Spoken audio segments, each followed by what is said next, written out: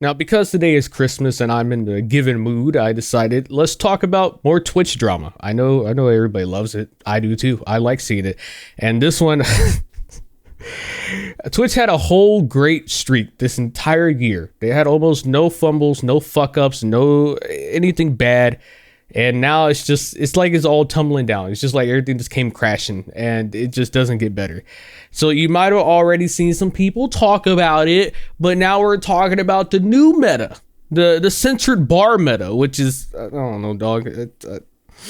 I feel like this shit is never going to end on Twitch, and because everyone likes to talk about it, myself included, it just kind of gives more attention to it and makes people find more ways, more creative ways, if you will, to try and go around and skirt around the Twitch policy guidelines, if you will.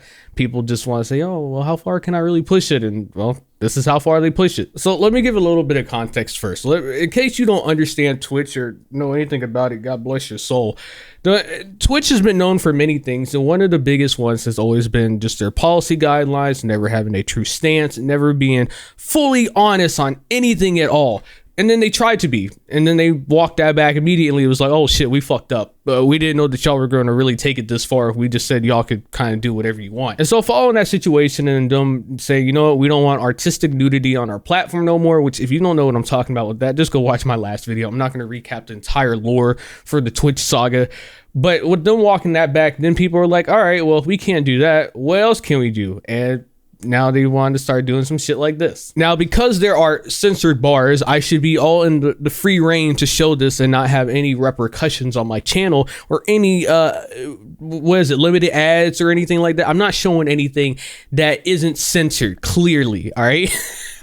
So this is Amouranth. If you don't know who she is, she's one of the biggest Twitch streamers ever, and a lot of people have now wanted to really try and, I guess, clap back at her because one of her biggest things like a year ago when she was going through her situation with her husband was that she wasn't free to just wear normal clothes and not have to dress like this. And people were just like, hey, what the fuck is this shit? I thought the whole point of you getting away from your husband was so that now you can not have to feel like you're forced to wear super revealing clothing, or I guess in this sense, this what's going on here.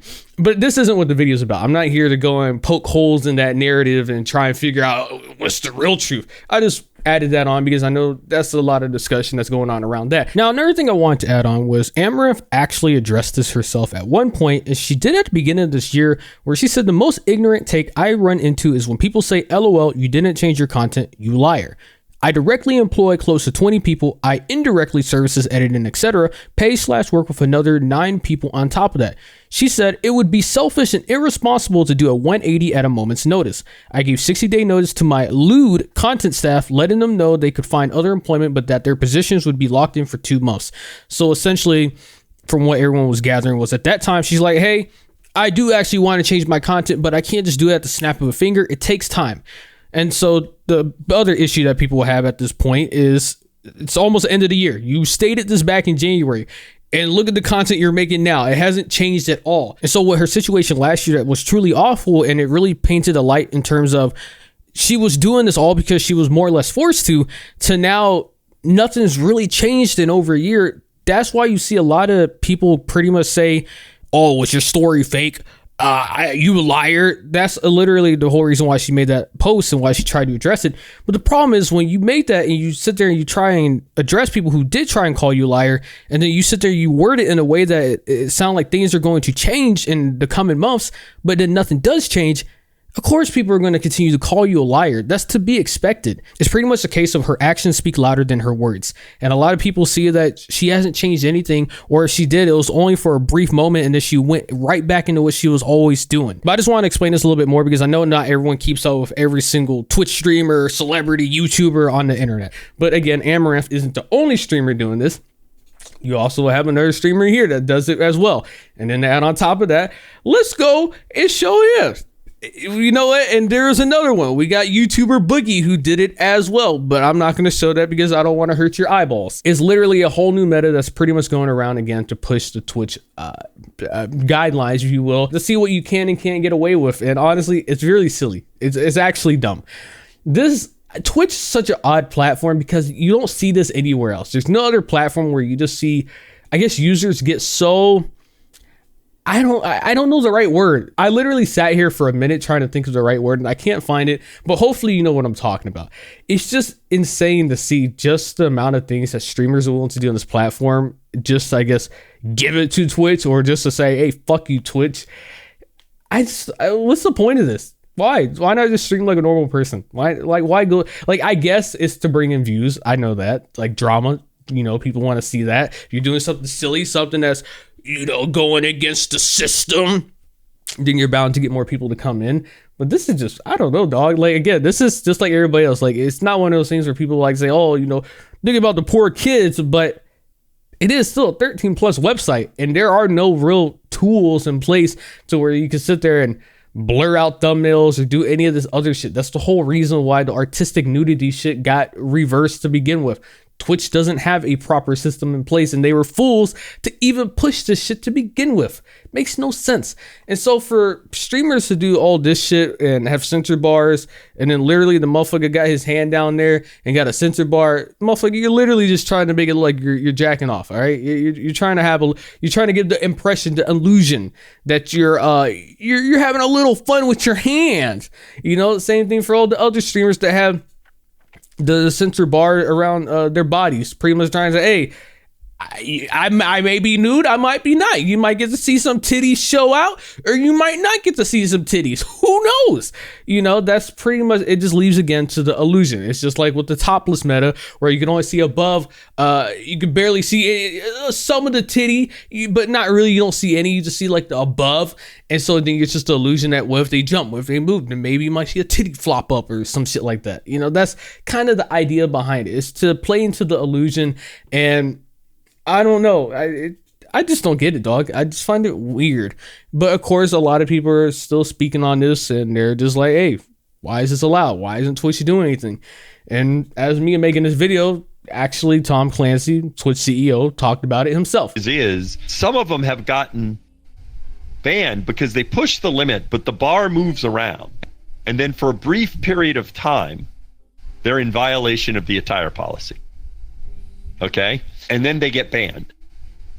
Okay? And it looks like they're no different than this other person. However, it was for a period of time. So, however, I appreciate the women that are doing it. That's one thing, of course, this happened just over break where a number of people aren't around. But it is something we're still trying to think about what's the right thing there. Because I will say one of the things we have to think about is we need to make sure that for all of our streamers, the site works for them earning their living. And, ads are an important part of revenue for many streamers. So what you just saw is Dan Clancy in VR chat as Gandalf, and he was given his breakdown and sort of how he viewed the whole situation with the artistic nudity. And it goes a lot more in depth. I'm not going to play all of it, but that just gives you a brief idea. Pretty much he's saying, hey, I don't mind it. He's like, I think this shit's all right. But essentially he breaks it down in the idea of like, hey, I don't mind having this shit on here. I like it. I think it's cool.